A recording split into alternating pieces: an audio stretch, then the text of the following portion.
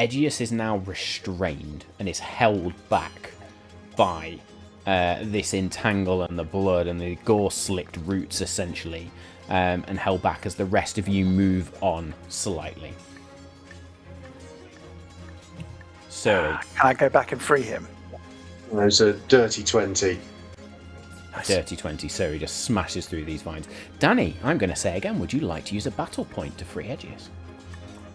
Good evening, everyone, and welcome to episode 110, would you believe? 110 of Multi-Magic Campaign 2, and we are going to get straight into things tonight because we've got a lot to get through, and a lot of potential chaos as well tonight. So previously on Malt and Magic, the race to stop the Shrouded Lord and all his minions led our party to the mist-choked city of Kedmir, where they were attempting to sort of find the Feywild amulet, but as the party arrived, they were met not only by a potentially old ally, but also the cold fury of Leora Wind Whisper. That battle being very brutal, with Suri and Lex unleashing lightning and acid, but Leora's eyes glowed with malevolent purple light, and in a moment of chilling finality, she uttered a single elvish word: die. Jewel of shadows falling from a roof, her life extinguished by power word kill, but as all seemed lost, Callum then decided to grace the party and step out from the shadows, not just to continue his betrayal, but also to cause more betrayal as well.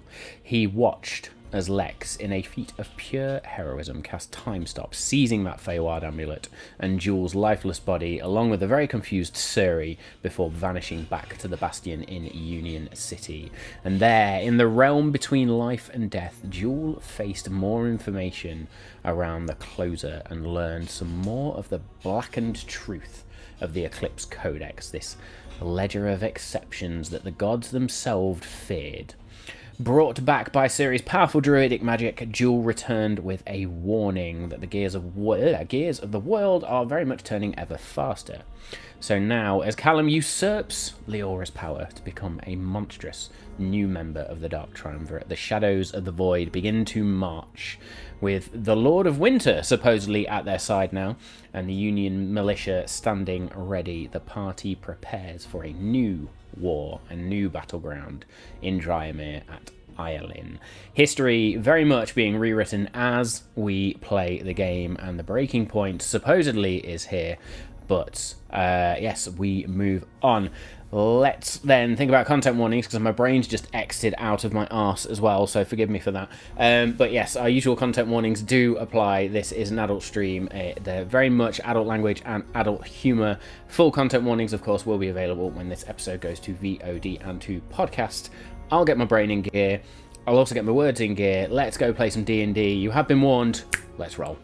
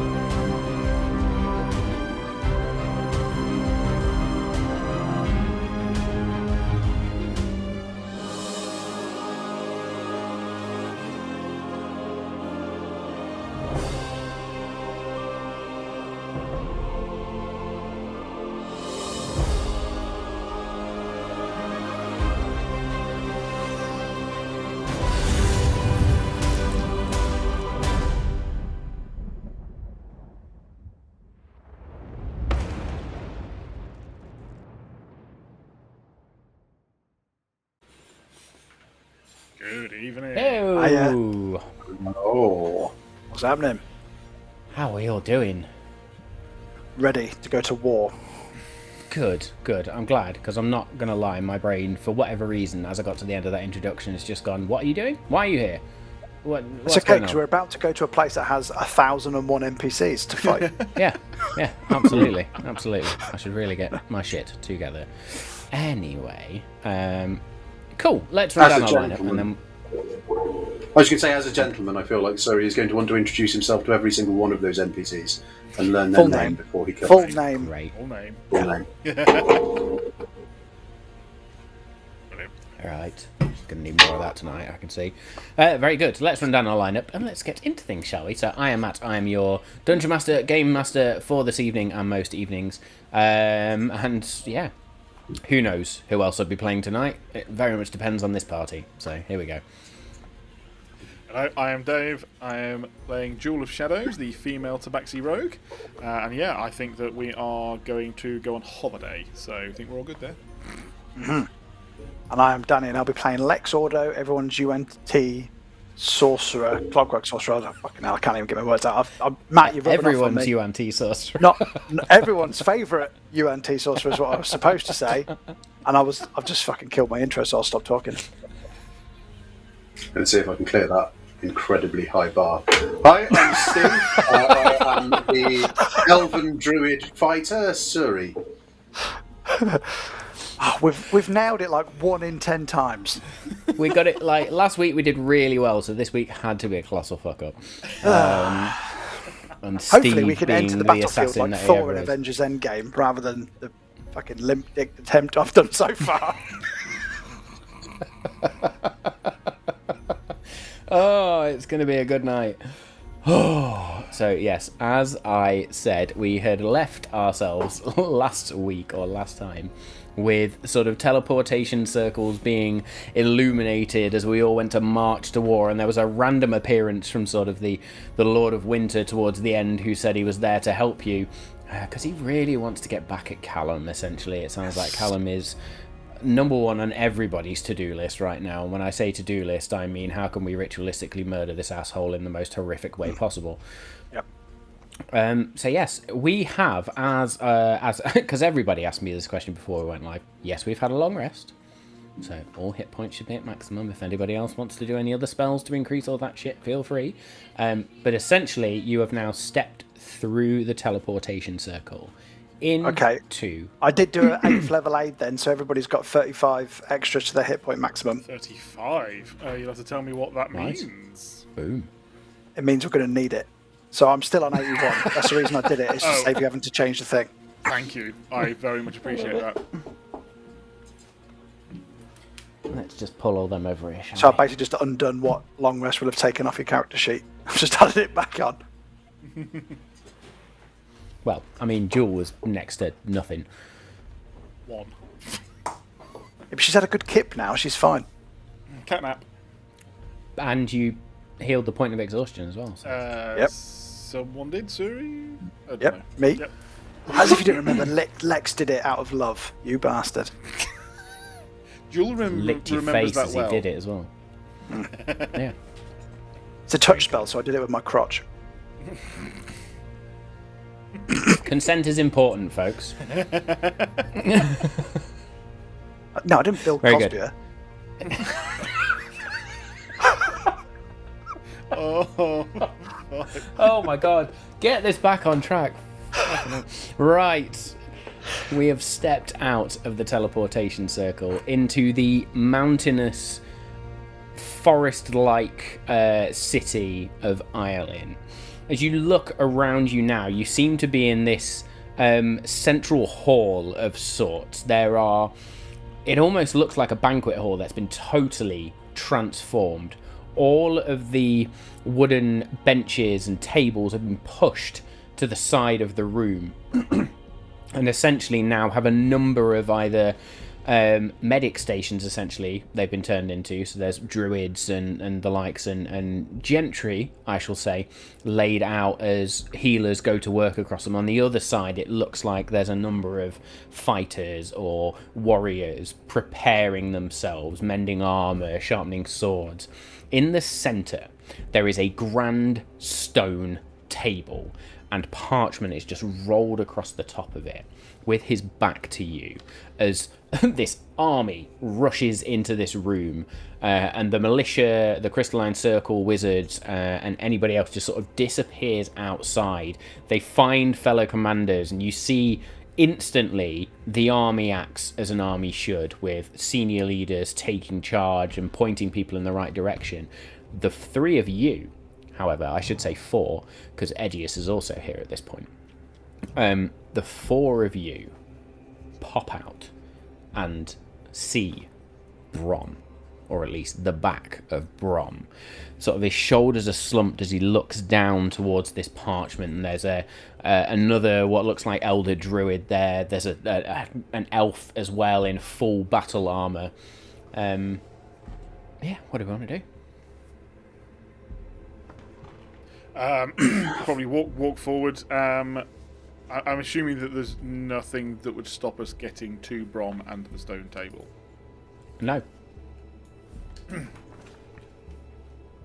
Brom, it is good to see you. There's this deep... Oh, welcome, Planar Detective Agency. You come at the right time. I look around at all the injured people. It looks a little too late, but I sense you have plans. This is only minor to what it could be. But you've come at the right time. Run down what you know.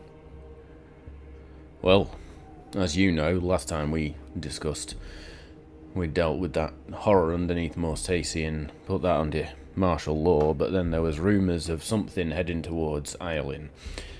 I took my lead forces, everybody I could muster, and we headed north. I have never seen anything like it. Not in my long years. I don't even know what to call them. They're creatures, but made purely of blood, and it's the only way to describe it. There's the odd shadow and wraith as well, but primarily we're just... It's blood. As at this point you see that Brom's face is flecked with red liquid as well.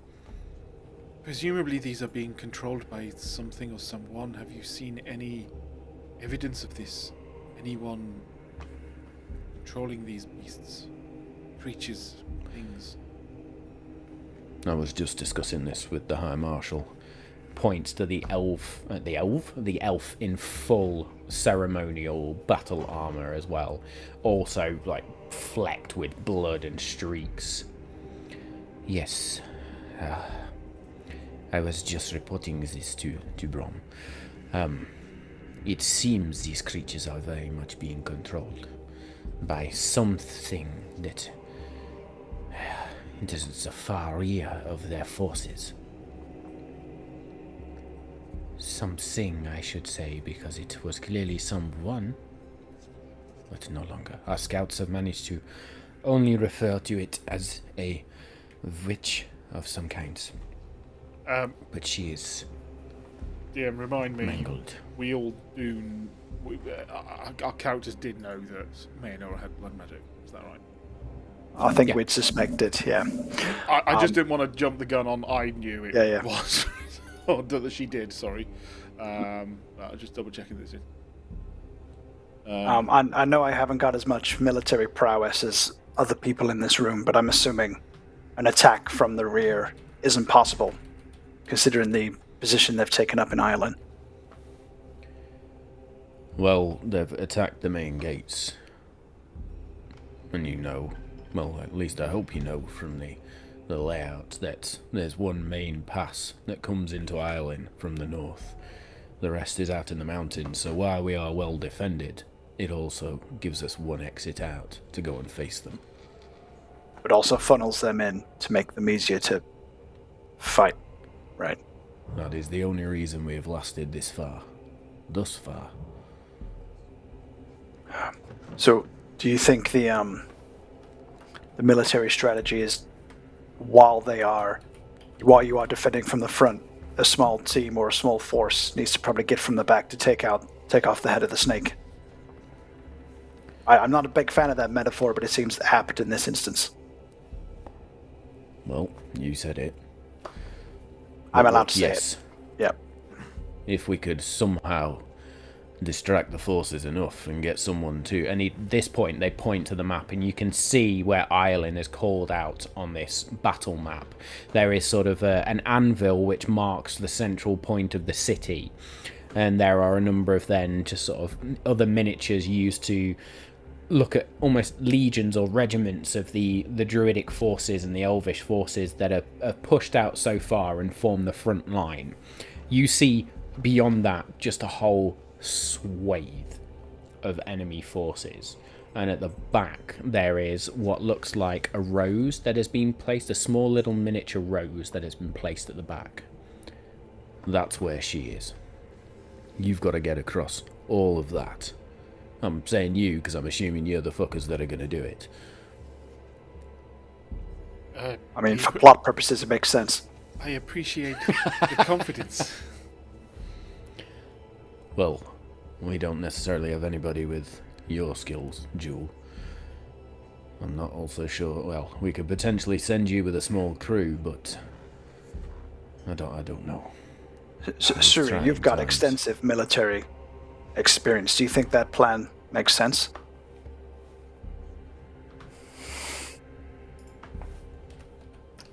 You're muted. The frog's got your throat. I think you're magically on mute. At this point, Jewel would obviously been looking a little sad at this point, but would want to still chime in. So would say, I don't know if you already know the name of the individual that we are looking after. However, we have a strong belief it is Mayanora. If this note rings any bells to any of you, she was from Stonebog Village and raised by Vane Shadowthorn. I did not believe that she had gone so far. I just believed she was under the control of him. However, it seems like even if that is the case, she's beyond retrieving. Last time we spoke, Jewel, we were on the trail of Mayanora. We only got so far north before we had to turn back. But it's quite clear now that she,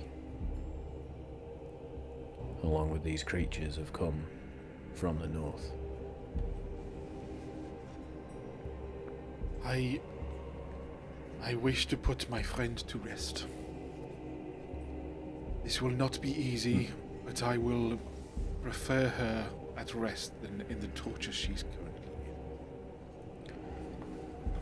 Well, then we call on your expertise. Knowledge of her, knowledge of these forces. You've come up against creatures like these, I understand, in terms of shadows and wraiths. Yes, but not the blood ones. Anything you could help us with, in terms of battle planning, this is not something most of us are familiar with. I mean, if you've got any magical means of using radiant energy, that seems to have a big impact on the wraiths, or even direct sunlight. If you can just create sunlight in these dark times, that should help against the shadow wraiths. These blood creatures, we haven't faced this many, or for a long time. I don't think we've ascertained what their weaknesses are just yet, necessarily. Very well. Elman, I'll have my druids separate out into your wider forces. They'll be the ones that are able to use the radiant energy to at least take out the shadows and the wraiths. As for these blood elementals, who knows? Anything you can do to even the playing field in your advantage. If you can make it difficult terrain to them, but not to you. Use nature to your advantage, is as a druid. Difficult terrain's one thing for creatures of flesh and bone, when we're talking liquid.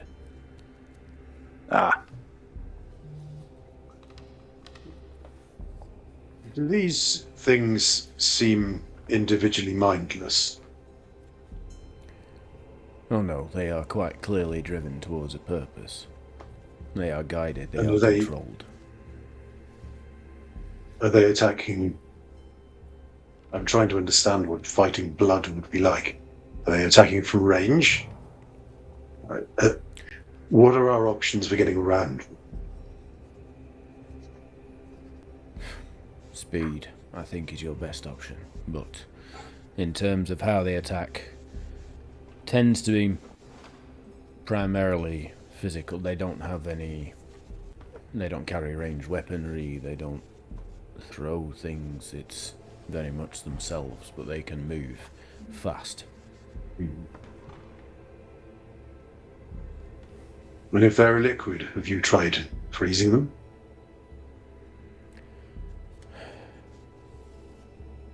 Turns around, and one of the other druids just sort of pulled across some notes and...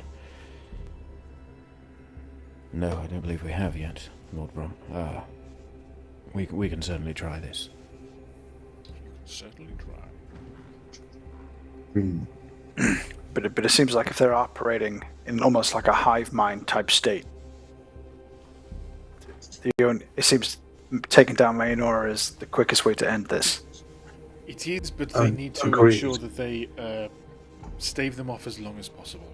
So Yeah. all of these are Yes. good ideas to pass on to any of the mages who can do this, any other options we can think of, but we just need to act as fast as possible.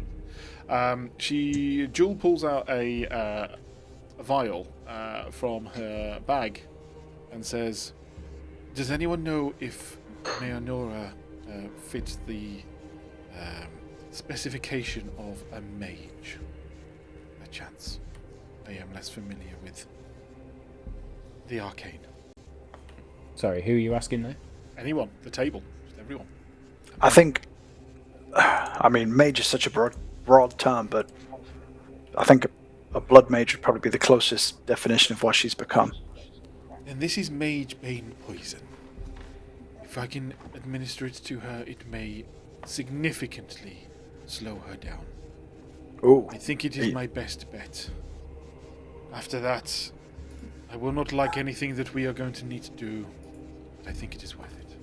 does she need to drink the whole thing, or could you like dip an arrow in it, for example? No, she has to drink it. Okay.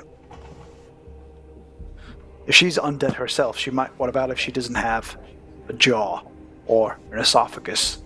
What would happen? I guess getting it into her would suffice. The contents of the bottle, not just the bottle, of course. Look, I am willing to try it if you think You could it's literally worth just it. shove it into a chest cavity potentially, and it'll do the job. This would literally make it impossible for her to cast lower end spells and make it extremely inefficient for her to cast any other spells. Hey, whatever gives us an advantage. Above table, that means that she can't cast cantrips, and for instance, a second level spell would use up a 6th level spell slot. Would have to, and you don't get the benefit of it being an upcast. It is literally you just burn a 6th level. Amaze balls.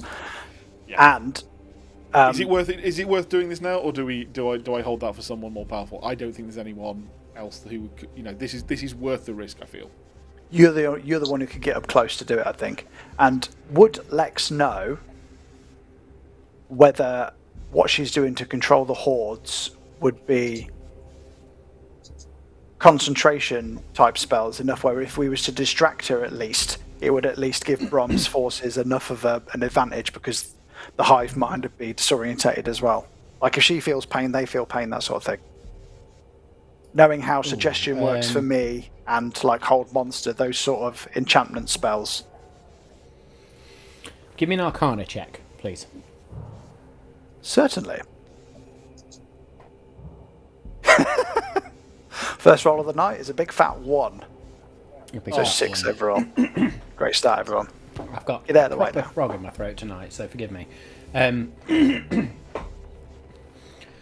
I can get this out, yeah. So with a natural 1, you don't understand enough about mages in general to really make this assumption, or at least you know about magic, but she's undead, so or at least suspected undead. B, we're talking about blood creatures.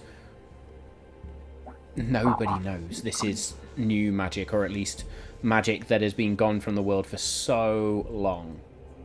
Yeah, Nobody that's really fair. understands how it works, apart from her. Okay. But I suppose the next big question is, how do we even get around the back? How do we get to it? We can't go over the mountains. We need transportation. Hey, Brom, could you, I know Daryl used to teleport us through the trees. Is that possible? Well, it is, but it's going to take out one of my druids for a time, and you leave yourselves potentially vulnerable in that moment. Is flight out of the option for someone to be able to? If you can fly, then you feel free. I mean, I wasn't specifically saying I can fly. I was just spitting ideas. Any giant eagles? There are options for us to help you push through as part of a skirmish, maybe. We need to push these creatures back anyway. Then perhaps that is the best way. We Do we attack even at speed. Yeah, or do we want to... I don't know if we've got time, so just shoot me down if this is a stupid idea, but do we want to do any form of reconnaissance first? To scout out where she is, what the situation is at the back of the pile, before we just turn up blindsided? Can anyone scry on her? I'm not prepared for scrying. However, I can fly. Aegeus should be able to scry on her. He has met her. There we go. Does he have the capability? Come on. Don't let me down, Aegeus. What level is it? Oh. Yes, he does have scrying.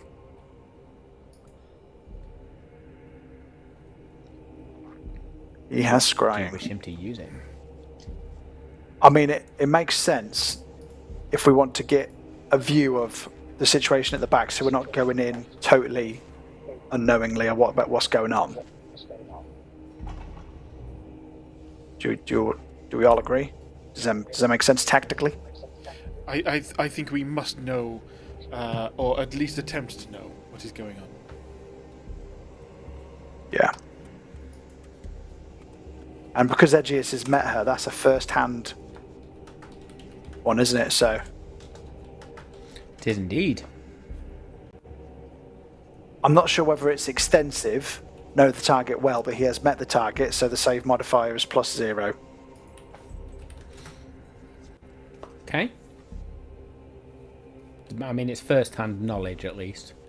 Yeah. He has met her and fought Yeah. alongside her, so... I wouldn't say I wouldn't say he knows the target well. If it was dual casting the spell, game on. But yeah, Yeah, okay, so first-hand... the you haven't target got has to make the anything wisdom of the save. target. Indeed, she does. So that's a 20 wisdom save. 20 wisdom Hang save. on. If I scry on her, will she know she's been scried on? Don't know how high level she is. It's not everyone can know that. Target doesn't know what it is making the save against, only that it feels uneasy. Again, she may not be in the right mind. Oh, the 2024 rules are different for scry, right? So on a successful save, the target isn't affected and you can't use the affected. spell again. On a failed save, there's 24 hours. basically a 10-foot sensor around them where we can see and hear. Yeah. As if we were there, right? Okay. Okay. Yeah, so what I didn't want to do is alert her that we're coming. But if she's in a battle, her feeling spells coming at her won't be unnatural, but she won't necessarily know it's us. So I think that's okay. It's not like Callum who knew it was us. So yeah, I'll still go for it. Yeah, I agree with that one. Wisdom saving throw, yeah? Yes, please.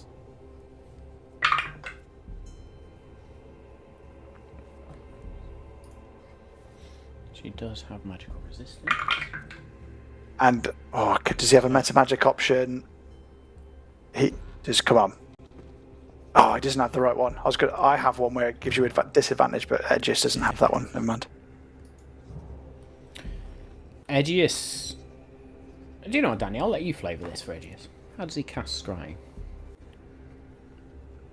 So, the gem in his eye socket will glow, and it almost sends like a satellite signal up, and it arcs over, and kind of then creates like a net, like a radar, and it's going boop, boop, boop, boop, like a shadow radar looking for her, and then it'll find her and try to zero in on her.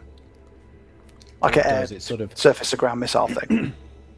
This wave of shadow energy, just invisible sort of shadow energy, screams and rages across the battlefield, where Edgius, as he sort of tries to home in, can see the extent of what's going on as physical humanoids crash into these creatures of blood that sort of splash over them and then wrap around and begin to pound and slam into these creatures as they fight with everything they've got.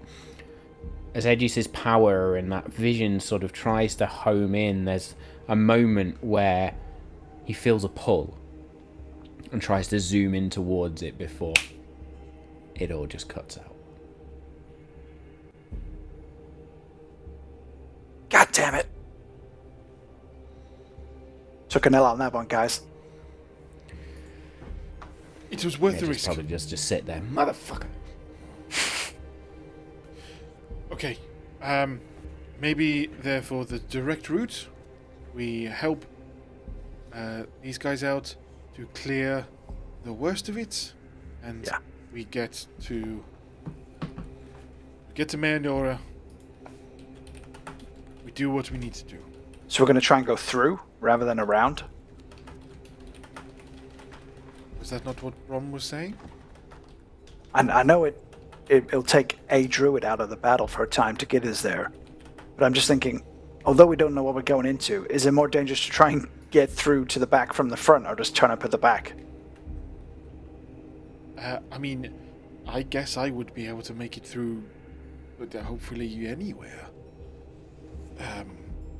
You know, walls, cliffs, buildings, rooftops. It's whether you guys want to try and follow me on that one, or whether we do try and skip around. It's going to be too out in the... If they're at the gates of the city, they're going to be out in the open land and the mountains. There's not going to be much cover for you. If I understood it right. Just meet it head on. Let's help. It's what we're here for. Let's take down some of the pawns and go for the queen. We got a...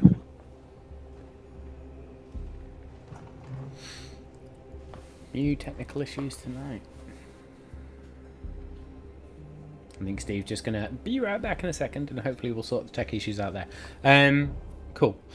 What does get offered to you in this moment is the High Marshal of Ireland, one who has been sort of referred to as Elman.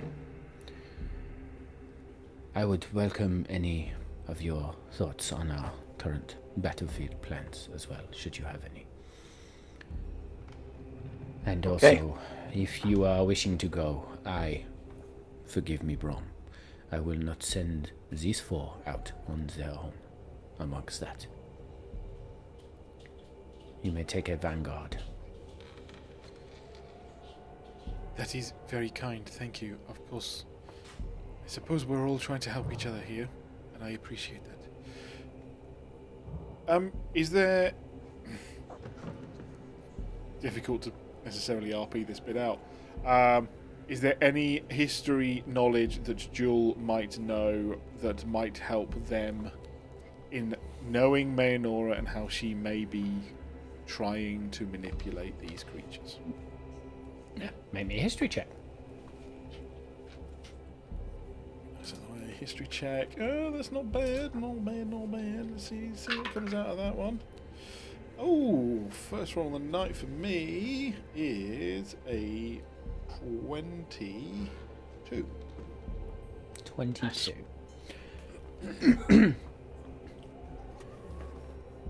You knew Mayanora very well in life. She was kind-hearted, but she was always driven. She would always get to, forgive the pun, the heart of the matter at hand. I will also give you this, as you start to sort of discuss with Mayanora about them, it's Brom sort of scratches his head for a minute and goes, actually, Jewel, there is one... I've gone really posh there.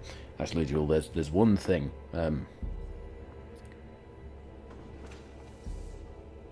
Would your friend, if I dare call her that now... Former friend. She says that with great sorrow. Would... I don't know how best to put this, actually, but... no children have been harmed, put it that way. Where the villages outside of Ireland were swept over, these creatures, at least the ones made of blood, didn't touch the children at all. They left them.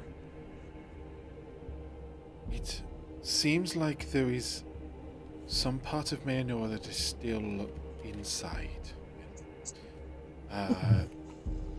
It may well mean that she is doing her best to fight the domination that is on her.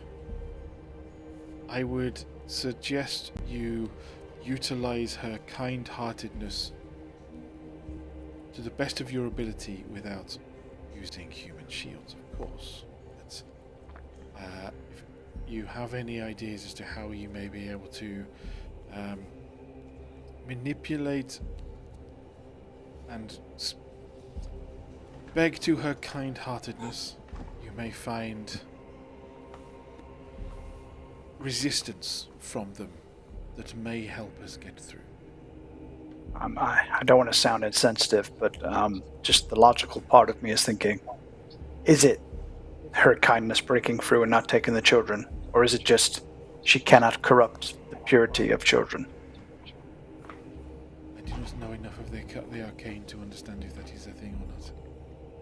I wish it was so. I think regardless of this, I will not be using the children of this city as bait. Of course not. Perhaps any magic, any illusions that would be, it's instead of a crowd of soldiers, but it is a small gaggle of children, may actually ensure their safety. Anything along these lines of subterfuge to speak to her kind-heartedness may end up helping us win.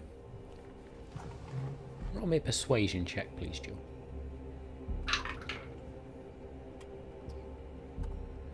Thank God for reliable talent, turning it into the lowest form of 18. 18. Excuse me. Fucking hell. You give the forces of Ireland now a strategic advantage of sorts. You now have one battle point to spend. Nice! Ooh. I'll spend it at the till. And this is a purely homebrewed bunch of bullshit we're going to deal with. I was going to say, tonight. because I have no idea what that means. I'm here good. for it. I wanna hear will it. let you know where those battle points can be used, essentially, when we get to something that is relevant. But just make Is it like note that season you pass can on pay- Call of Duty where we can get a new skin? Yeah, I was just going to say, can I get a new skin for my dagger? Essentially, they are a party resource, so you have this battle point amongst you now, and you can spend it. I don't want to reveal too much. You can spend it at some point in the future to change a fortune. Essentially, I will put it in that. Nice. Let's see if we can hear from Steve, because I've been trying to bamf until he gets back. No. Nope. No, that didn't work. Nope. Oh. Gonna have to go back Cock to the and old mic, balls. mate. You have to go back to the other one, mate. Go back to the other one. Suri is off battle planning with the elves. Yeah, there we go. Suri's just in silent stoicism, just staring at this battle plan, making his plans. You know, like how a Full NFL trig is coach going would be off his- drawing the X's Yeah. and O's and drawing up plays. He's like drawing up battle plays on the parchment. And Edgius Literally is just going like, along bring and turning these them into here, cock bring and balls as the story goes, moves us on. Oh dear. Very good stuff. Just shout at us when you're back, Steve. Yeah, interrupt. Just come on, Suri, cows. go, "Ah!" Yeah. What that? Oh, See, that was our okay. generation 6-7, wasn't it? Was that? No, don't. Like, I can't Don't believe you do just that. said that word.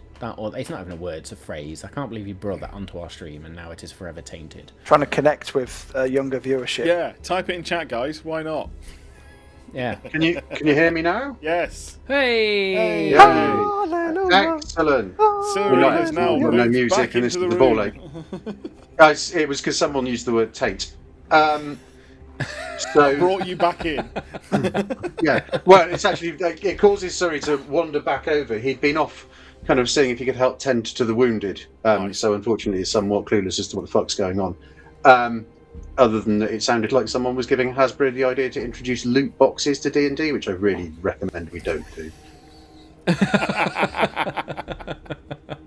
Yeah, we're going to get an airdrop in the middle of the map of like AK-47s and mortars and claymores and stuff, and we've got to go get You're them. not. You're not. I know. So one of the things that I had tried to suggest earlier, as I'd wandered off, and there was a discussion of what we do getting through the forces, was Suri could potentially, and hopefully with slightly fewer instances of collateral damage, another storm of vengeance seems like the sort of thing that would be very worthwhile dropping on an army. If we know that there's no one else there, but that would. Nah, be fuck 'em. It worked in No, Kedmere. do you know what? Fuck it. Do it.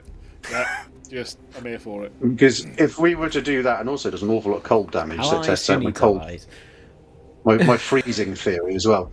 The tagline But- for campaign 2 is collateral damage. Let's don't give people daily 9th level spell slots. So I say I don't necessarily would wander back over. If we were talking of breaking through, we could soften them up, and a charge may get us a fair distance if we have pulverized their centre. A little chuckle comes out of Jewel at that point. I like it. I like it. If in doubt, What brute is force. this Literally forces pulverization of you nature. refer to? Sorry, I don't believe we've been introduced in the past. Or at least I don't remember. That would be because we've not met. Greetings. Surili Menor Vishant Yeshkebek Dravid Zavi. I'm going to pretend I know exactly all of that. Suri, Brom, Suri. A pleasure, Suri. Holds out a hand. Yep. Just reaches out with kind of like a very well. Can't help but be firm because he's wearing full plate armor and gauntlets. But yeah, kind of glasses it. If we need to kill whatever is at the back of this thing, then we need to get to the back. I'm willing to do some reconnaissance myself, which I could potentially do without there being any real risk. But short of a conveniently placed teleportation circle or some other better plan, I'm unsure how we would get past them. Through is, I think, our plan. I like through. Very good. Well then. Sounds like you've got some skills that we could certainly work with. Right.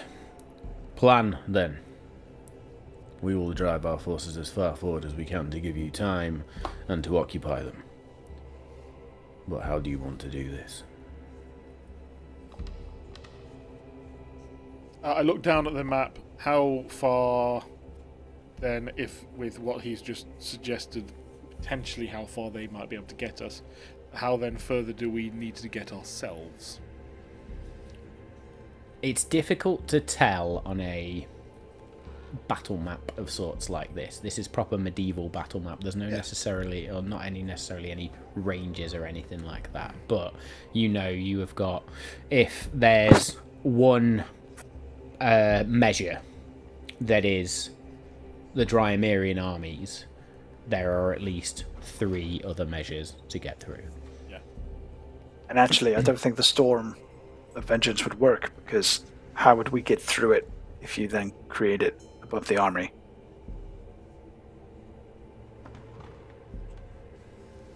Unless you cast it, create the damage, stop it, and then we charge. Is that what you meant? Yes, I think we open up a gap and we then drive a wedge. If you want to penetrate through deep armor, you use a spear. Yeah. I've heard a tale of a great warrior called Moses who used to part armies like the sea. So it'd kind of be like that, right? Only a Red Sea, yes. Yeah. Which this is, because they're blood warriors. Oh my god, the story's come to life. That's what I meant. What did you mean? The Bible. Oh, I don't read.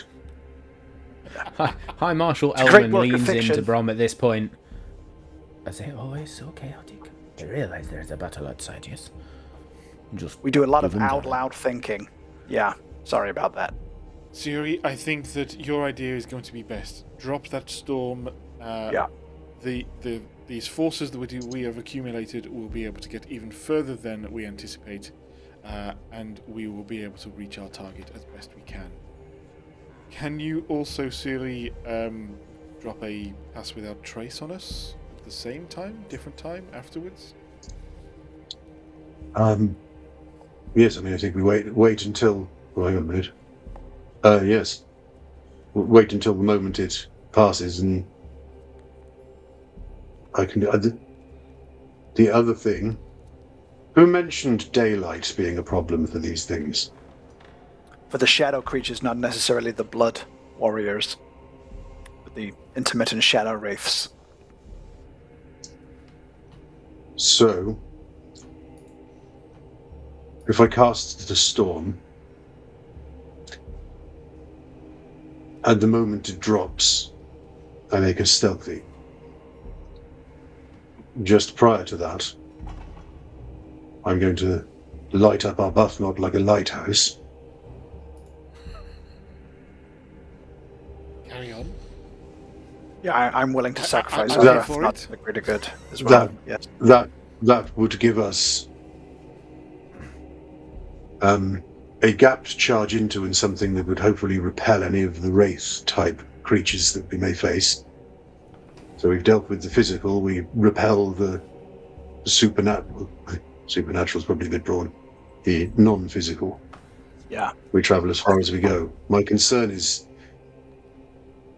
those that travel with us are going to be swamped, and I can't imagine that this is a return journey. Yeah, because I was thinking Unless we go whether alone. I wear the celestial shard like on the outside because it emits radiant light yes. the whole time. But what I don't want to do is expose it to then get it stolen or damaged, or so. A Arbuthnot as the source of light makes sense. Does it why does it have to be a Arbuthnot? Why can't it be you? I just like him to feel included. But Right. yes. Is I it should strategically the best cast move? it. Because I mean, the few times I've met him, he's not, I don't I want was to be more mean to thinking your friend. he's something I'd quite happily throw. Yeah, sacrificing that because Arbuthnot sounds like a good strategic move. I'm down for that. Unfortunately, I can always get him back. Ow. One day I hope to find a way to summon a different familiar. I'm sure the feeling's mutual. Like a But- koi carp. Yes, although I'm not sure that me striding through the ruins of a great storm towards our enemies whilst waving a carp instead of a sword would necessarily strike the tone that we would be looking for. Yeah. Yeah, that's true. I just imagine you with like a Anybody else get magic that harp. scene from Pokemon. Hercules in Yeah. his mind then? Just anyway. Yes, I Do we mean, all to be agree honest, with it probably this make plan? more sense to I think cast it's it as on my good a shield plan or as any. something, to be fair. Yeah. Right. Then let's go. Do we want to take an escort with us in terms of... I don't think I this is the can right give time for you a prostitutes. choice. I can give you a choice of 3. You may have a druid vanguard, an infantry vanguard, or a mage vanguard. I can only spare one. Do we think that they're coming back? If they're willing to Sorry. fight, they're willing to fight with their lives. We all are at this point. It's a risk we all take. Yes, I'm wondering which would be missed least here. Oh, right. Yeah. Okay. I'm with you. To my mind, I'm druids not have sure a I better want to be chance part of of this escaping. discussion, so we are going to go and strategize some more. You decide who you want, let us know when you're ready, and we'll get to this show on the road, as they say.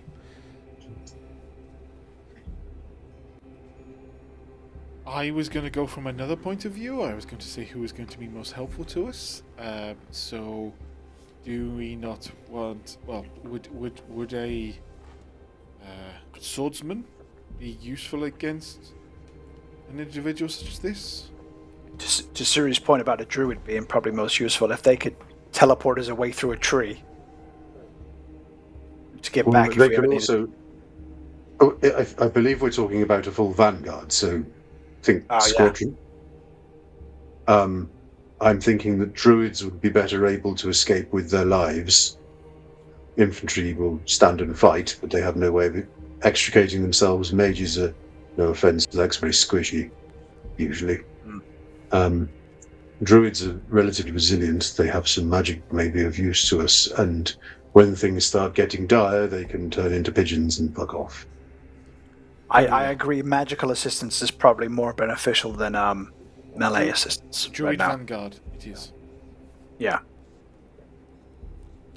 Okay. You report this back to Elman and Brom then, and Brom calls a number of druids who sort of form this honor guard around you almost. Throughout this battle then, and this attempt to reach Mayanora, while you have the druid vanguard with you, you are going to gain advantage on saves against being restrained or knocked prone. Nice. Come on. We're going to need that. Yes. Very good. Well, my friends, it seems the time is nigh. If any of you wish to say anything to the troops, they could probably use a pick-me-up. I'll just recite the speech from Braveheart.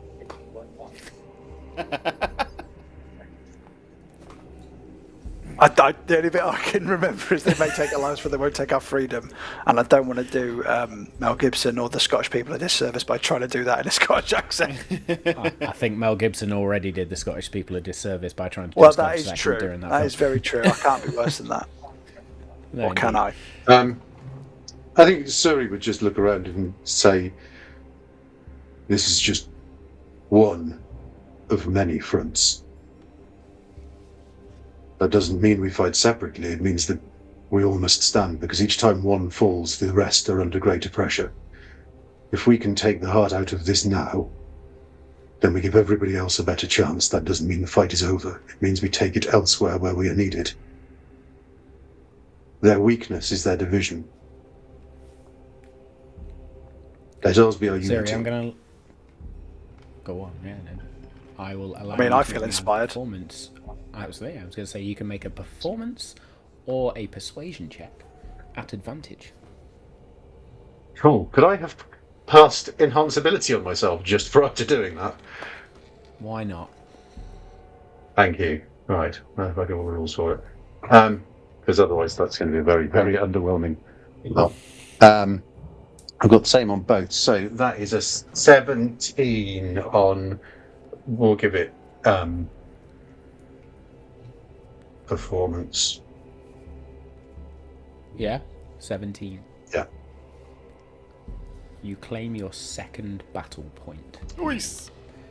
As everybody cheers sort of around you, and a number of the people who are sort of injured even stand up and draw swords before the healers just go, sit down. But everybody is now there fighting for each other. You are led with your vanguard now. Brom actually draws or grabs hold of a gnarled, twisted wooden staff as Elman grabs a curved blade, like a really, really ornate scimitar. They sort of go to either side of these forces now, and you see outside of this grand hall, the city has just been turned into a war camp. There are boxes piled upon boxes of resources. There are tents stood up. People just everywhere preparing for battle and preparing for war. Wherever the civilians are right now, they have been evacuated somewhere. They've been moved elsewhere. You see no civilians. What you see in front of you are people prepared for war. You are led towards this grand set of city gates between sort of a channel in the mountain, if you like, where this pass in the mountain. As these green and brown, almost marble-like gates groan open, the scale of the horror beyond is revealed. This valley floor beyond has just been replaced by a churning, visceral sea of crimson. These creatures just appear out of this liquid blood on the floor. Blood elementals. Amorphous horrors of gore and discarded armour. They erupt from these trenches like geysers, and above, the sky is this bruised violet where wraiths and shadows circle like vultures. The armies rush out, and as you get into the valley, a massive blood elemental just erupts and blocks this main pass in front of you. I'm going to ask everybody for we're going to do a group check here. The DC is 14. I will allow you to choose your skill as per usual. And explain to me what you're trying to do. You need 3 successes before 3 failures. So what are we trying to avoid? I was going to say, what magical we're trying to do. attack. So no, there is this massive blood elemental that is now blocking the way. Oh, so we've got to get through it. You've got to get through it, past it. You now need to decide what you're doing. Okay. Sorry, is this like a street thoroughfare, other houses, buildings either side? It's a valley, essentially, now. Valley. So there are sort of mountain sides, if you like. There are a couple of houses and smaller farms, if you like, dotted either side. But the main gates sort of open out into a wider valley. But in front of you, there is a massive blood elemental that pops up as the rest of the armies go to war. And am I doing it for me and Edgius? Yeah, Edgius is still with us, or has he stayed back? Indeed, Edgius is with you. Okay. That's a very good question. Turn to the rest of the group. This is not our fight. We need to get round. Suri, are you gonna cast your thing now or later? It's probably better for dealing with a large number of opponents rather than one very large opponent. It should decimate troops, but I don't think it would really bother this thing very much. I suggest we find a round off through it. I would like to use perception to see where this thing kind of rises from the ground. Does it look like there are, because I'm thinking almost like an upwards waterfall type structure. Do there look like there are any gaps or thinner areas where if we aim through we could either navigate through the base of this thing or around its outer reaches, or maybe kind of like punch straight through it at a weak spot? Make me a perception check, please. 30. Nice. 30, amazing. The blood elementals themselves take the form of humanoids, almost. So they've got legs and arms, despite the fact that they are dripping and sort of almost then morph into the ground where these blood pools are. There is quite clearly beneath this large, we will say, elemental, for the same large in D&D terms, not just large as in large term. Large blood elemental now stands. There's a gap between its legs.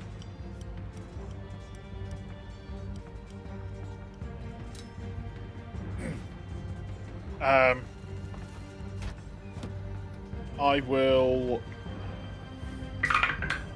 will say that I'm gonna. I'll turn to the rest. I'll distract it. You get past it. I'll meet you on the other side. Edgius says, "That's exactly what I was going to say." Fine. Let's confuse it. You go one way. I'll go the other. Edgius starts doing some fucking minstrel dancing and stupid jester stuff to try and distract it. Yeah. Nailed on.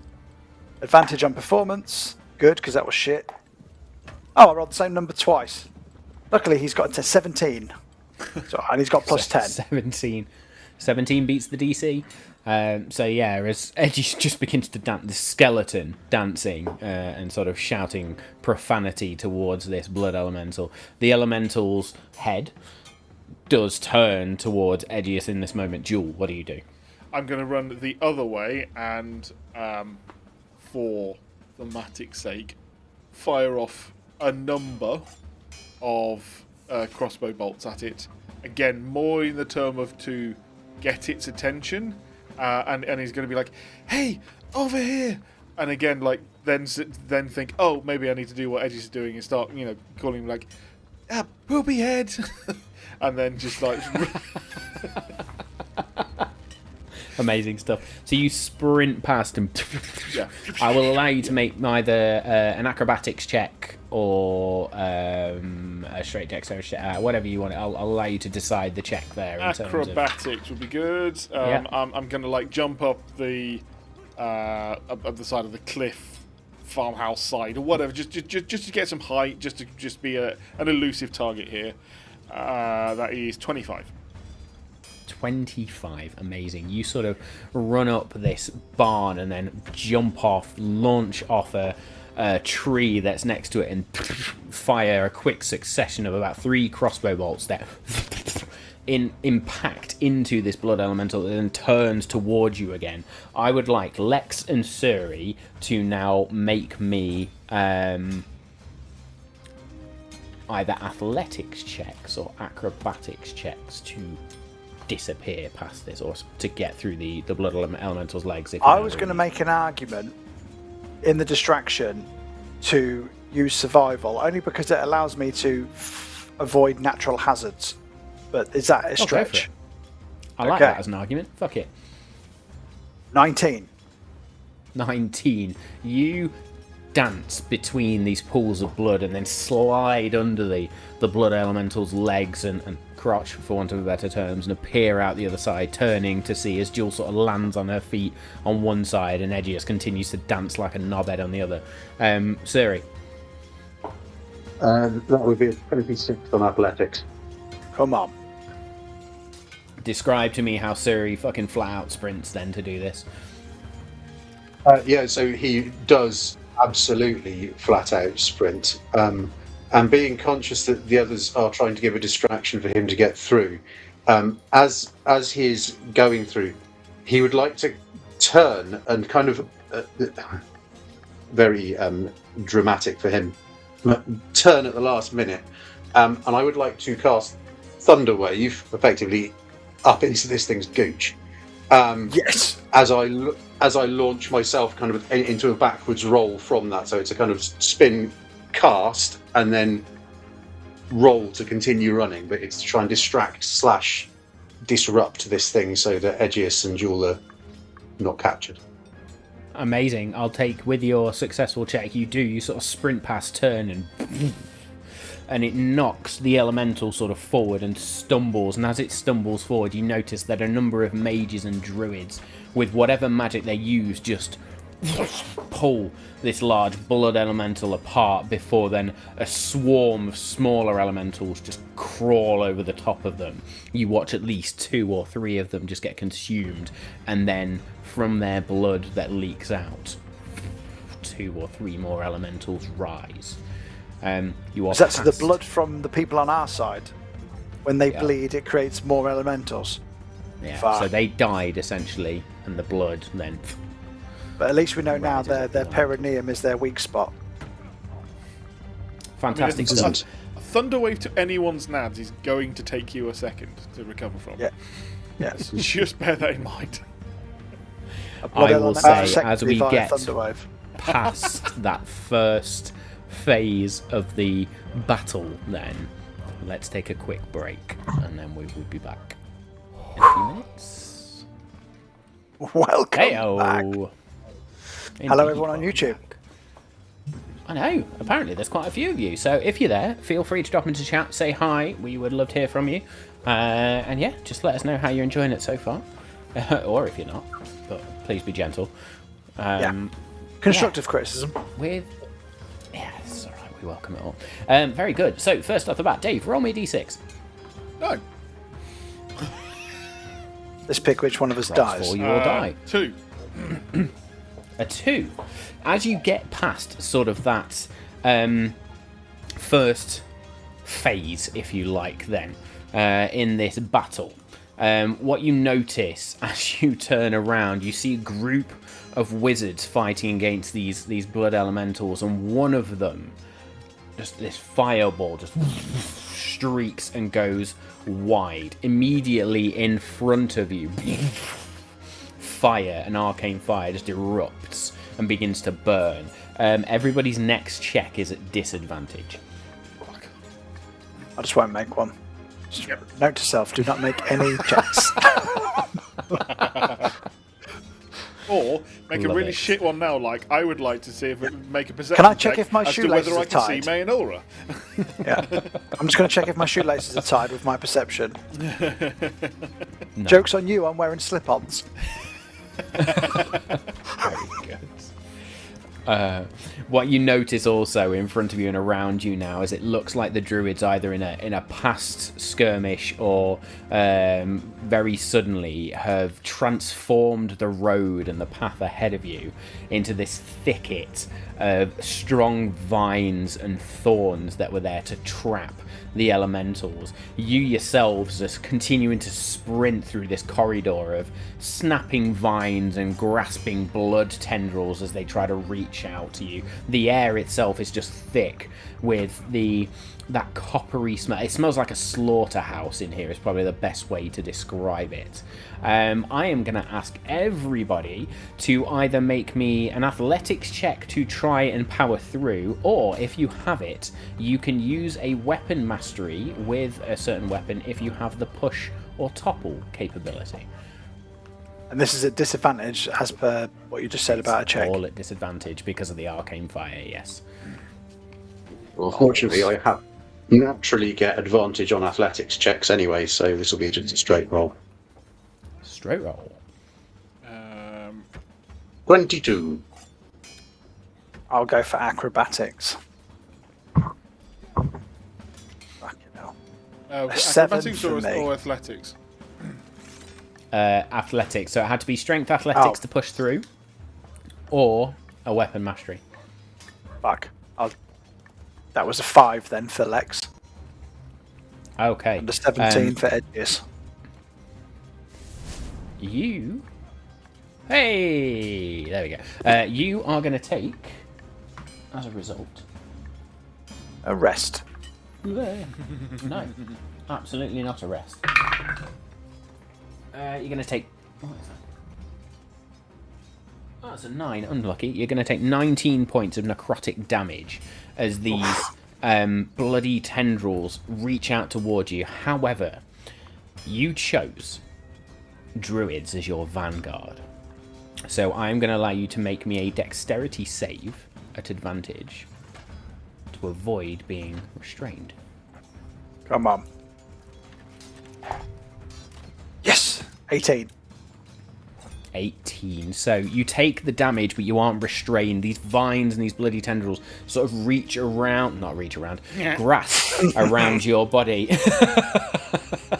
And hold on to you for a moment, and then you just feel this arcane energy as the druids just pull these vines and these tendrils away from you. But you do take 19 points of necrotic damage. This is not the time June, for a what was rusty your trombone, Matt. I haven't made one yet because as the spell Etherealness. Let me just look up that one. Okay. Well, while you're doing that, Lex, roll for Edius.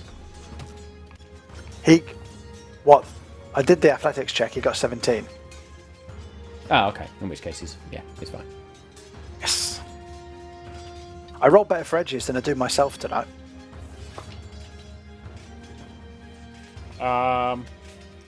She is going to cast.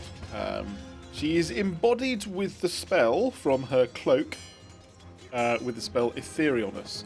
So she is going to pass into the ethereal plane, or border into the ethereal plane, and so that she can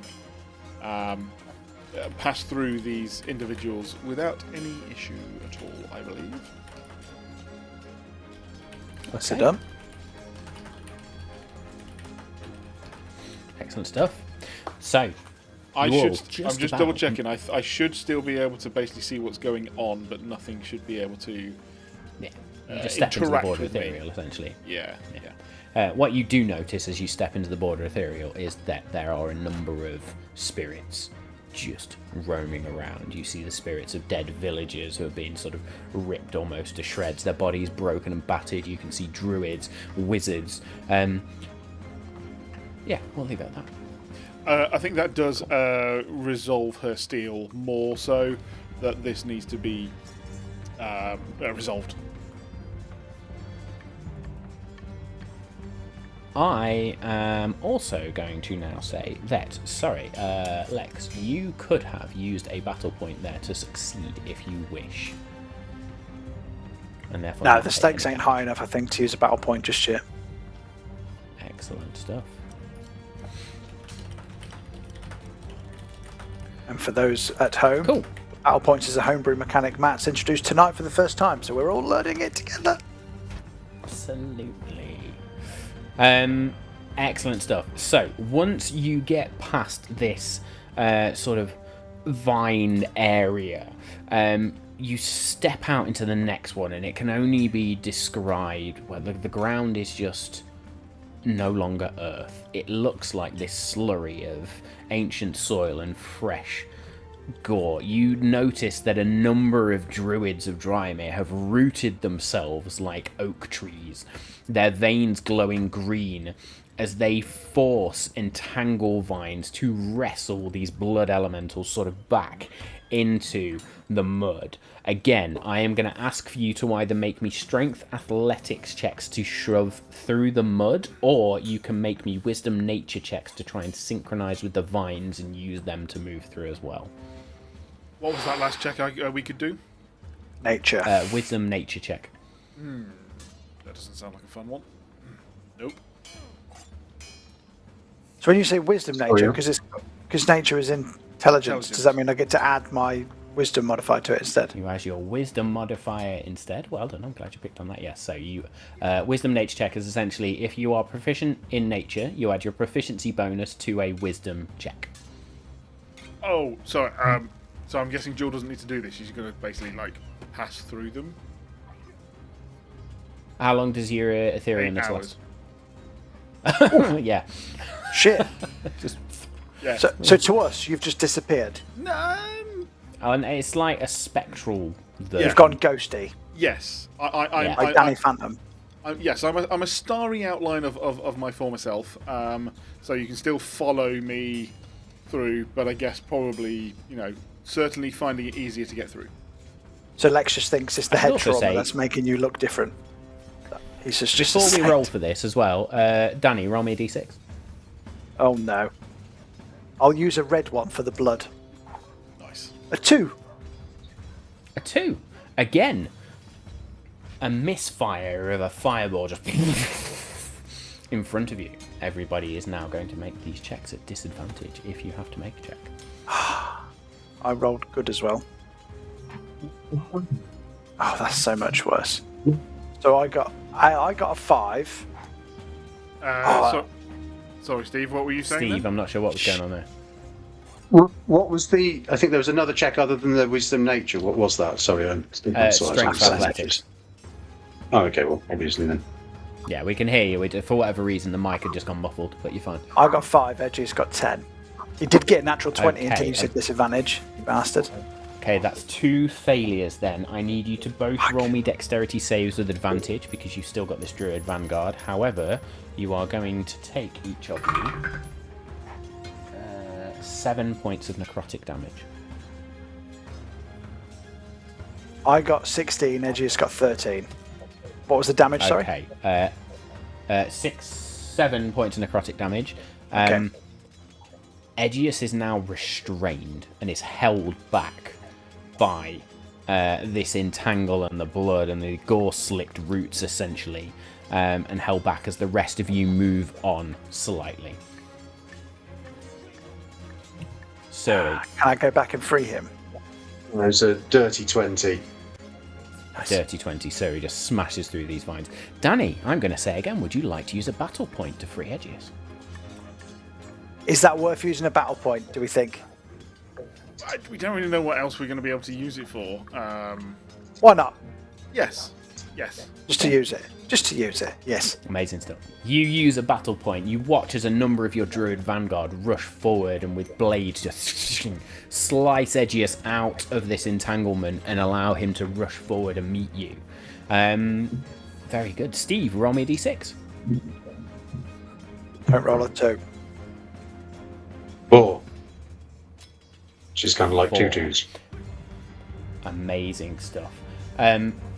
You notice as a number of archers just rain down arrows in front of you, and a number of shadows fall to the side or disappear into puffs of smoke. You realise these are arcane arrows. Some of the blood elementals themselves get pinned down to the ground by strange spells that then emanate off the arrows.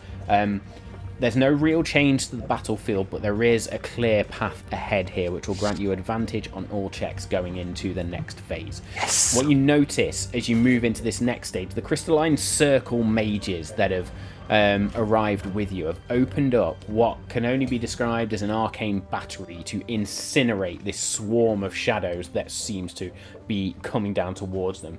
The feedback, however, you notice there's this localized mana storm. There's bolts of wild blue lightning now arcing between soldiers' plate armor and the wraith's elemental forms. You can either make me an intelligence arcana check to predict these arcs and therefore move through, or you can make me dexterity sleight of hand checks to try and ground yourselves against this damage. Ooh. Well, I know what Jules going to pick. Oh no, she's still ethereal. So Lex is going for Arcana. Did you say it's advantage because of the arrow stuff? Yes. Now, our etherealness duel, does that... I'm gonna... this is magical, so I don't know if that would have an effect. I mean, I'm technically in a different plane, sort of, maybe? Yeah, fuck it. It really hasn't said that you can be affected by literally anything while here.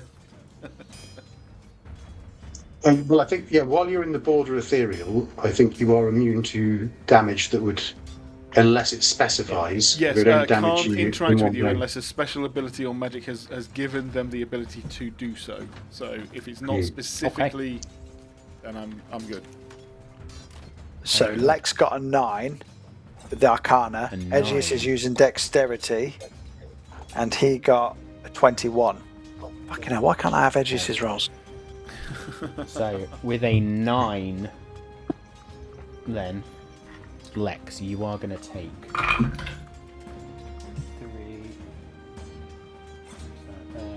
You're going to take 10 points of force damage. Your next spell I am or resistant magical to force ability. damage. Well, there you go. You're going to take half of that. So that was what? Come on. You're going to take 6 points 5. of force damage. No. me round up. Yep. Yes, your next spell or magical ability is instantly going to trigger a wild magic surge. Brilliant. Love it. I'm here for that. Well, I'm going to have to do something now, then, don't I? Just to There make you that are. happen. Yeah. Do something cool, motherfucker. So Edgius got through Suri. Was that? Did you say Wisdom Arcana? No, Intelligence Arcana or Sleight Oh, of straight- Hand. Dexterity Sleight of Hand. Oh, well, in that case, just straight Arcana, and that would be a 12. A 12 With is advantage. not enough, so you are going to take 9. Do you not have rolled the exact same again? No, sorry, you were right, Danny. I did. It was 10 previously, so yeah, 5. I thought I'd rolled 11. Yeah, 10 points of force damage to you as well, sorry. Okie dokie. Good stuff. Dave, roll me d6 again, please. D6. Come on. Light up dice.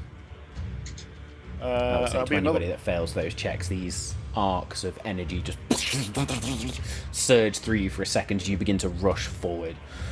Well, with the way that our rolls go, of course it would be a 4. A 4. Fantastic. Again. These rain of arrows just absolutely pepper the ground in front of you. Again, this sort of the ground in front of you is cleared a little bit, so you get advantage on any of these checks going forward. You notice now that the sky almost has completely vanished. There's shadows that are moving like ink through the infantry lines ahead of you, snuffing out torches, and you begin to run what seems like through a literal tunnel of darkness, where the only light becomes the occasional flare from the an archer's fire arrow. Now, I should say at this point as well, like, you had a plan. At any point, you can enact that plan and start to deviate off from this as well. I'm just giving you the guidance as you run forward. So if you decide to change and do something different, just shout at me. But as it stands, you are in this tunnel of darkness. I need everybody to either make me a wisdom perception check to try and track the light to navigate through, or make me a constitution save to withstand what very quickly seems to be this soul-chilling aura within this tunnel. Can I cast Daylight? Absolutely can cast daylight. Yeah. Cool. So roll me let a us know if we still need to make that D100. roll. Yeah. a D100. Ooh. Yeah. Ready for this? Ooh, 87. 87. 87% of the shadows that are around this tunnel now just get burned away, while a bunch of others just sort of scream and shriek out into the daylight now, or not, well, into the daylight spell, but into the darkness around you, and then disappear out, giving you a clear path forward. No rolls required. Everybody gets to move to the next phase. Nice. Cool. Amazing. I've cast that on my sword blade just in case I need to at any point sheath it. Brilliant stuff. You now have this daylight in front of you, which not only clears the shadows from in front of you, but now also makes you like a Belisha beacon in the middle of this battlefield. So you are quite literally standing out, as I lose a headphone for whatever reason there. What Amazing. distance do we think we have travelled so far? Is that a question to me or a question to the party? To you, I'm trying to get a bit of a frame of reference in terms of... We're talking relative to have where we think we're charged out, going, yeah. or just simply... Has this been a really intense 20 feet? Or are we... Oh no, you have easily, with these sprints and these different things coming up, you are probably 60% of the way through where you think you've got to go right now. You've definitely gone through a number of chunks of the enemy's army now. Proper tip of the spear, just forcing this wedge through. So what I'm trying to work out is, because obviously there's the plan of Storm of Vengeance. That's got a radius of 300 feet. Now, I don't want to drop it needlessly on a 50 foot in front of this kind of stretch of enemies. But equally, I don't want to accidentally drop it on any of our friends further back. So I was trying to get a little bit of a gauge for from Suri's understanding of his position in all of this, is this yeah, we've probably got like another quarter of a mile, half a mile in front of us, in which case, and that is free of allies, in which case he would probably be thinking, now seems like the time, because this is the last push, and we open that up and we just go. I would say you reckon, looking ahead, there's a big flurry of activity in front of you, but beyond that, you can't see much from an ally perspective. So you've probably got one more phase to move through before you've got a definite clear shot at Storm of Vengeance. Yeah, okay. So, well, I mean, it's got a casting range of a mile, so, and it takes and it can last, well, in fact, ideally we'd want to run it for as much of a minute as possible, so would it seem reasonable that now might be the point where I go, right, I'm going to forward cast this, and there's going to be a minute of hell unleashed while we cover this last stretch? I'm down with that. Yeah, I think from Suri's perspective, I think that's why he's... Yeah. It's going to cause enough damage while we run up to the perimeter of it, essentially, is what we're thinking. Yeah, because otherwise we're going to get there and then stand around awkwardly for a minute going, right, well, this is... So, how are you? Yeah. I enjoy a jog, absolutely. Brilliant stuff. I will say then, as the group rushes forward, you reach what was quite clearly one of the village hubs in sort of the surrounding villages that are around Ireland. You rushed forward for a certain distance. Here it looks like a massive blood elemental, or an amalgamation I should call it, has smashed through this village centre. You notice the infantry that are around here are beginning to break. Druids are rapidly shifting into bear forms, wolf forms, as big a creature, as dangerous creature as they possibly can to try and plug the gap. You are at the hinge of the battle. If this line fails, then you, as the tip of the spear, will be surrounded. You have two options that I am going to present. I welcome other options should you wish to throw them in. You can either make an intimidation or persuasion check to rally the fleeing men and women and creatures, or if you have cleave or graze or any weapon masteries of suit, you can use them to try and hold the breach. What would we like to do? And I should also say, sorry, Dave. No, Dave, you roll me the last d6. Lex, roll me d6. Danny, roll me d6. While I'm rolling, I'll just say, if we want to go down the persuasion route, Edgius has a plus 15 to that, and I rolled a 1 on the d6. A 1. Amazing. As you all deliberate in this moment, a blood elemental surges up in front of you. I need everybody to make me a dexterity saving throw, or you will fall prone. This will be at advantage because you still have the Druid Vanguard. You do have a battle point to use as well. Apply for Jewel, it just passes through you, sort of. You're fine for the moment. That's a 15. Yeah, 15 for Lex, 24 for Edgius. Amazing stuff. As this elemental roars up in front of you, then you all avoid narrowly, for two of you at least, narrowly avoid being knocked prone as sort of the druids calm the ground underneath you. This gigantic blood elemental forms in front of you. I'm going to give everybody one attack. Oh, nice. Do we have allies around it? Yes. Sweet. Okay, Jewel will come out of her etherealness then. As she does, she will attack this creature.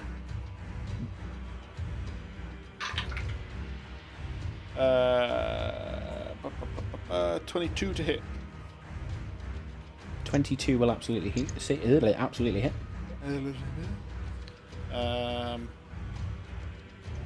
1, 2, 3, 4, 5, 6, 7, 8, d6.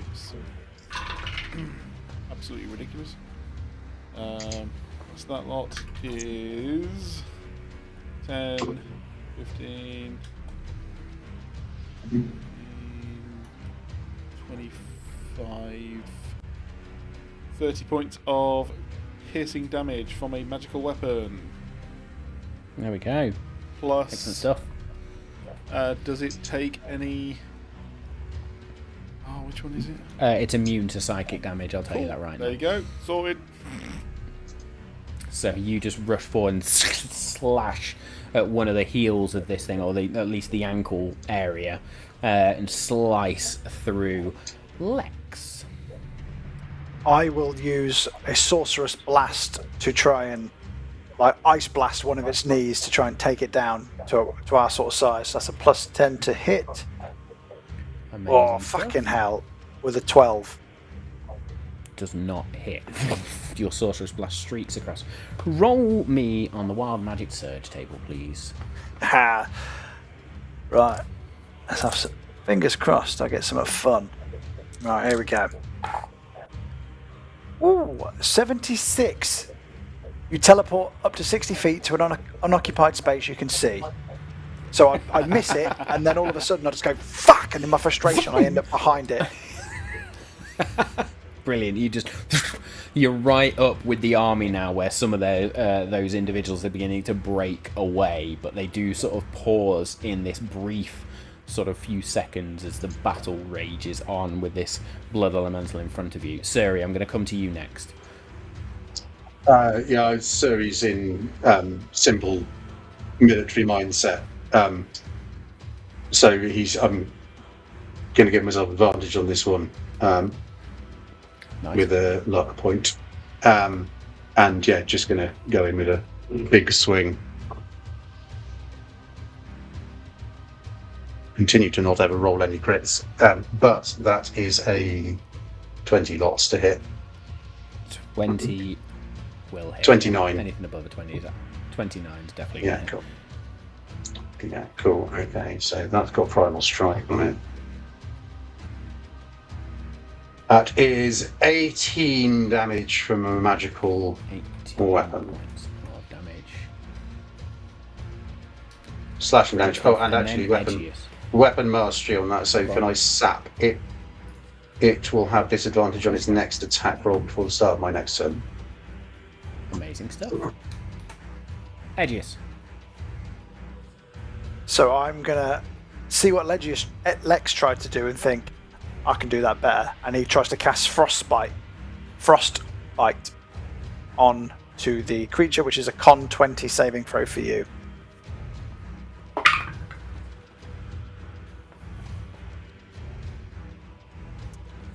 Amazing stuff. That is going to be 12.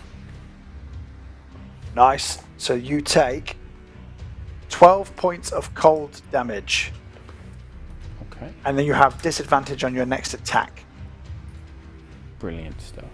I will say then, as cold emanates around the creature, freezing its legs in place, part of this elemental begins to sort of shift away.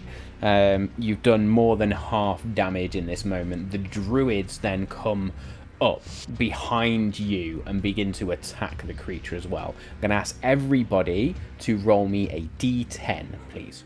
Oh, Do we still need to make a potentially empowering speech, or is that moment past? We'll see what happens in this moment. Okay. 6 for me. 6. 7 for me, Ooh. and a 1 for Edgius. Oh, one from Suri.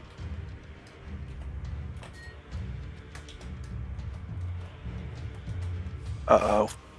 The druids rush up behind you and launch their attacks, their spells, weapons. An eagle soars through and just sort of enters into the elemental, bursts out the other side, soaked in blood, rolls to the floor, and then unwild shapes back into a druid. This elemental, however broken and battered in this moment, is still standing, and it is going to aim for those druids. It is going to make a blood drain attack, which means I need your druids Somebody needs to roll me a DC 15 Constitution saving throw. I'm just going to bring up the modifier for you. I've been rolling dog shit tonight. Don't ask me to do it. I'll do it. Why not? If push comes shove, we can use a battle point to So- save him. Otherwise, they'll just become more blood warriors. Constitution save is a +1, so D20 +1. 16. 16. Amazing Come on. stuff. Not a 15. They succeed. They are not grappled as these blood vines begin to crawl out of the floor, and they manage to dart out of the way. I'm going to allow you to nominate one person for a final attack on this elemental. Nominate a druid or one of us? The druids or yourselves? Has anyone got any cold shit? I was kind of thinking get the druids to do it so we can fuck off. Yeah, do it. Yeah. The druids. Brilliant stuff. You will lose your druid vanguard in this moment then, as they now take the fight. No. Yeah, all right. The Yeah, lovely. to the blood elemental. They stop and just tell you to go.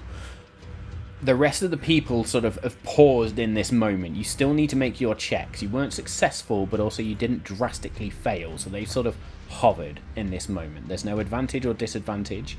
You still either need to make intimidation or persuasion checks to rally the fleeing individuals, or you can make a weapon mastery, or you can use your weapon mastery in this moment without having to roll to hold the breach. Can anybody beat a plus 15? No. Bearing in mind No. that you, for each of these stages, you've all got to make a check of some sort. I mean, Suri would step into the breach 100%. Actually, as he did so, I think he would activate Wrath of the Sea, because that then gives him an emanating aura to help try and hold back the tide. Amazing Literally. stuff. Literally, as this tide of blood washes forward, Suri just steps up. I will give the next person that then decides to make an intimidation or persuasion check advantage. Oh, should we do edges? Let's give Persuasion Step with into the advantage? Edgious advantage on a persuasion check to fight on. We've come so far. We've come so far. This is not the time to retreat.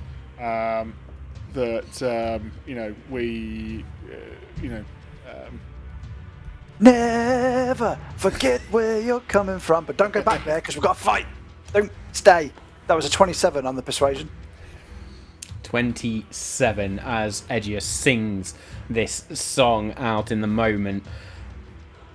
Some of the fleeing individuals just turn. And yeah, do you know what? We will leave it there. I won't make anybody do too many more checks there. I think with that, some of those individuals turn, and some people do flee as well, naturally. But you get the majority of individuals just push now, and in that moment they just push the foes aside, giving you a moment to rush through. And as you rush through, you realise you are blasted through the battlefield of sorts, and now you enter no man's land. Steve, I believe it's your turn. Roll me a d6.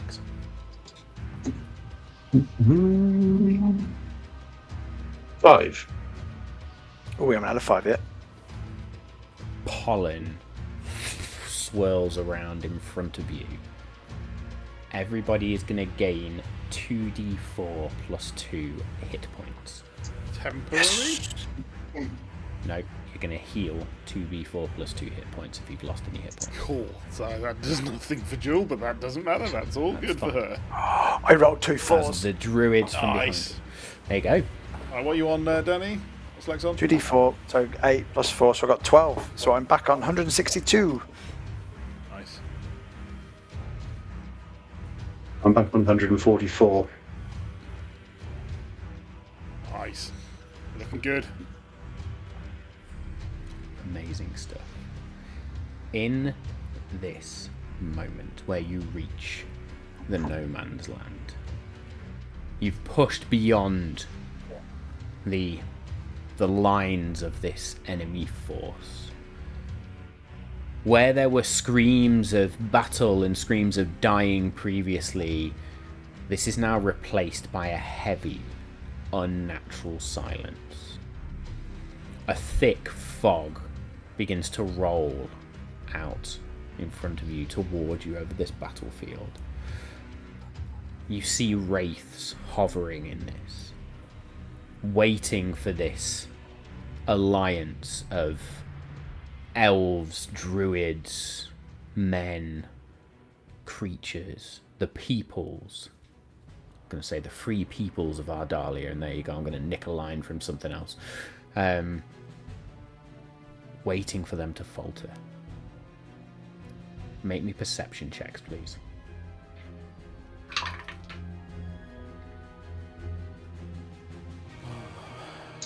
That's another 30.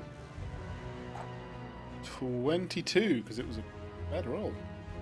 23 for Aegeus, 11 for Lex. Everybody but Lex sees through the fog. There's almost like a thinning of the fog. A twisted form, a flash of red. Maybe 200 feet in the distance. But before it, this wall of wraiths. What do we want to do? Sorry.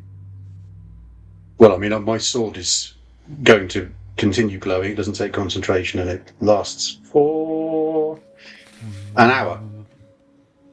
So I would redraw it. Okay. That managed to clear a certain area in front of you. There's still a number of wraiths around, sort of thing.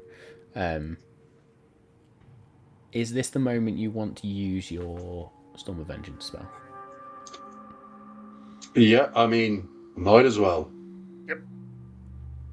Yeah. Okay.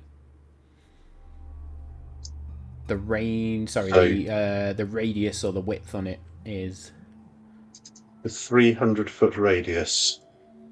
300 foot. Okay.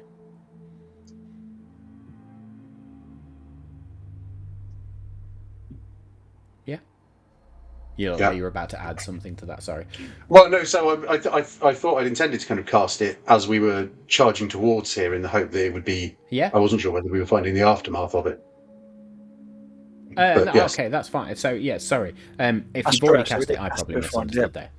So you cast it. You sort of threw it ahead of there, as it's been ravaging the area. I suppose, yeah, this is almost added to the fog in the moment, but you have thinned out the wraiths. No blood elementals stand in this space, as they have either been smacked with lightning or rain or anything. Make me nature checks, though, please.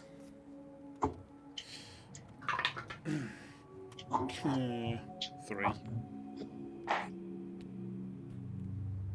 7. 19 Aegeus, 2 for me. Aegeus is the only one that sort of sees this in this moment where... And he almost saw it earlier as well with the... It probably fitting when he cast the ice-type spell. It didn't do any more damage than was expected. And even here now in this Storm of Vengeance, with the various effects that sort of happen, none of this damage is dealing anything more than it should, if that makes sense. Or none of this is dealing any more damage than it should, I should say. But it still did wipe out all of the blood elementals. Yeah, because they've not got a huge amount of hit points in this moment of they've been thinned out. Yeah. I was going to say pass without trace, but having realised that we're facing a bunch of wraiths, and that the sword's probably more useful as a beacon, Suri would step kind of forward,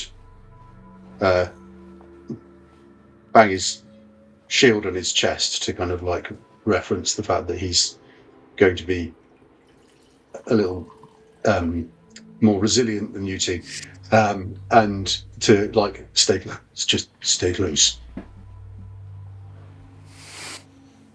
We need to move quickly before they can recover. We need to get to our target. Let's go. I will say with the daylight spell held then, you make this last desperate push forward, and with daylight emanating out, the wraiths just can't get close enough to you. But in this moment, as you all huddle together, there's a moment where each of you brush against each other almost in that simultaneous moment, and the codex pieces react, and your vision is taken from this battlefield. You receive a new vision. And I open up my 60-second tab of the evening.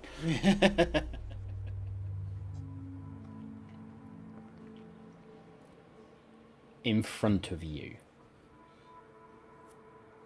a spectral book opens, and you see spectral figures of yourselves stood in front of this book as a page turns. The script grows uncertain, almost as if whoever was writing this in this moment was guessing, or listening to a voice that doesn't always align with it. The void is not merely empty.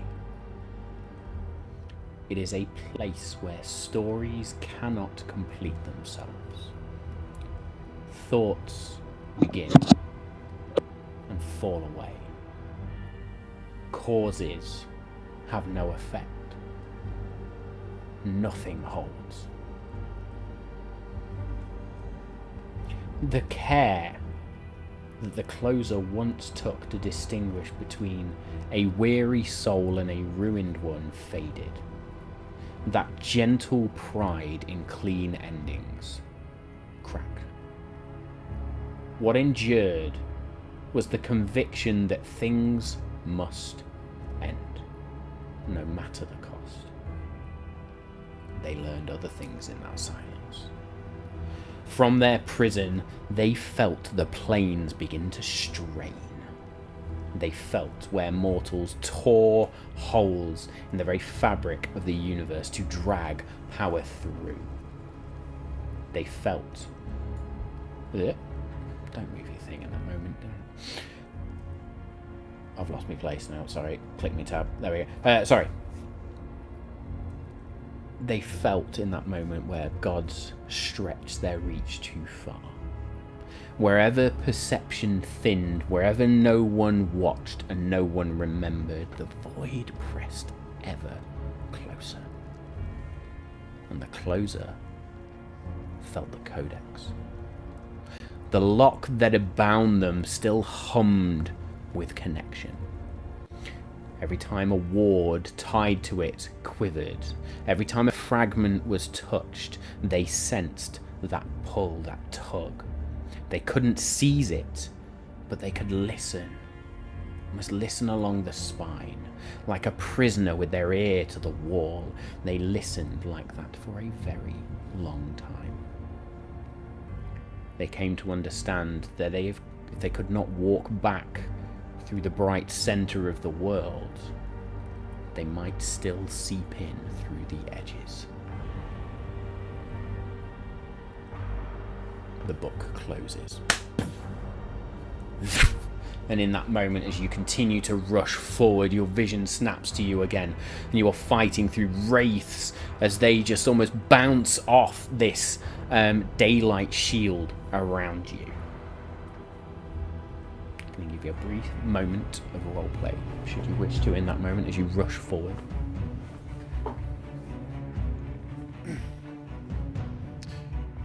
You're muted, Danny. What do you think that that vision means? We all have the same one, right? A closer watching from the void? Yes, but... Christ, this is not the time. I know, I mean, it couldn't be worse timing, but it's obviously showing us something we need to know now, maybe? We're the ones in control. That's what it means. This is not fate. It means it's coming. It's coming through the shadows. So, does that mean the closer is still there now, watching us? Or did we see the past? Or did we see the present? I don't know. Edgiest in this moment. Is now the time! I'm a little busy at the moment. I'm in existential crisis right now. Mayanora, put it to rest. Speaking of existential crisis, That is the let's one. Go kill your friend. Thanks. Fuck you too. Love you.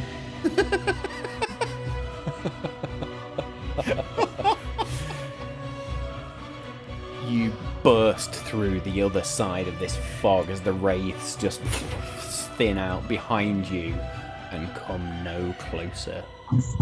As you sort of stumble to a stop in the haze of battle. It's almost like a red haze of sticky blood mist throughout trees that have been blasted bare or petrified so much that no leaves grow in an area that is dead. A figure kneels, the head unnaturally cocked to the side, eyes closed. That head snaps to the side as the wrists sort of snap straight. And she rises. Flowing red hair behind her as her neck then just lolls to the side, the mouth lolls open, eyes milky white, a once beautiful red dress torn to shreds, showing the pale, pallid grey skin, and littered across that skin scars and cuts of a life of blood magic. Mayanora Hamela, the zombie witch, rises, and a hand just turns and faces you as red energy begins to glow in the palm of her hand. Jewel brings out both daggers, the Dusk Dagger and the other dagger that she got over in Lex's home place, whatever that was called, can't remember. And will step a couple of steps forwards from the rest of them and go, Mayanora, we're here to put you to rest again. You were brought back for evil things. And I know that you are not right, and you are fighting this.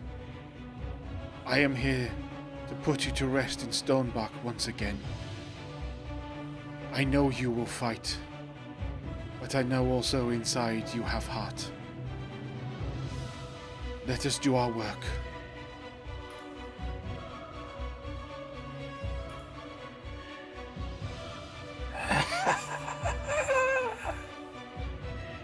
A voice sounds through Mayanora's mouth that is not hers.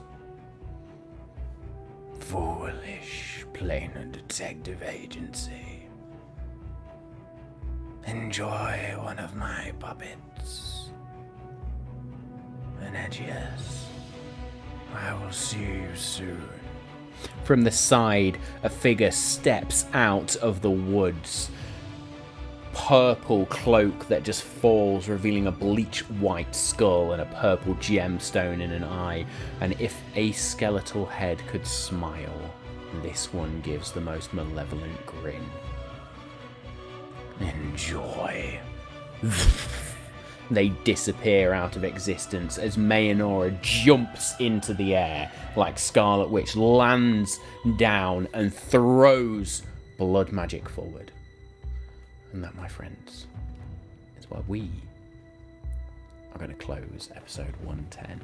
Shorter episode tonight, but I didn't want to launch straight into the battle because I figured that's a good one for next week. Yeah, that's a long one. And can I just say, Dave was doing a really serious speech. You'd cocked your head to channel Mayanora. In your computer chair, you look like Stephen Hawking. You just sat there waiting. And I was like, don't say anything, don't ruin the moment, I'm also Amazing really glad, stuff. therefore, that I just, when you're making a speech, you just go zoned in. blurry-eyed. You're just like, I'm not going to look because I didn't notice. I don't have the neck mobility to do full zombie unless you want me to snap my neck, so just deal with it. You can deal with my Absolutely loved it.